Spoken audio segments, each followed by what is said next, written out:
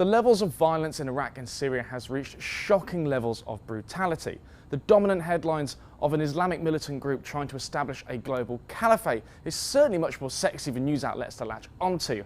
However, one theory suggests that it is simply the result of a much larger project, the control of natural gas. This won't be a surprise to many of you, I'm sure. Most people assume that any Western involvement in the Middle East is something to do with oil. David Cameron even admitted so when pushed on Britain's relationship with Saudi Arabia, despite their human rights record.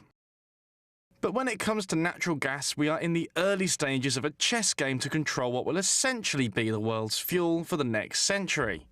Syria is basically the last piece of the puzzle for anyone who is anyone that wants some natural gas to flow into Europe. So that includes Russia, who want to maintain their current stranglehold on the market, Saudi Arabia and Qatar, who want to wrestle control back from the Russians. And then you've got Syria and Iraq, who are essentially the gatekeepers for the various countries that want to just sell their gas to somebody. But they require some form of military assistance to quell the various interreligious scuffles and uprisings happening in the meantime. So there is a huge spectrum of geopolitics muddying the waters of any possible deals that could occur. There are several pipelines that are either under construction, planned or abandoned, whose aim is to supply natural gas to Europe. Each one of these in some combination either involves or bypasses Russia and therefore brings the not-so-sexy threesome of Russia, Syria and Iran into the unfortunately literal firing line of the EU, US and neighbouring Middle East states like Saudi Arabia and Qatar.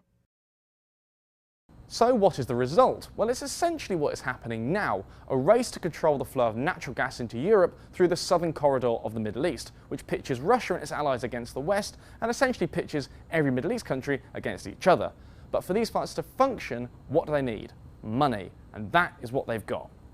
During this chess game for control of these natural gas reserves, some people in Syria and Iraq decided rather rudely to start killing each other more than usual, and mostly funded by all the money flowing into those countries that was intended to directly affect the geopolitical situation and therefore the fight for natural gas.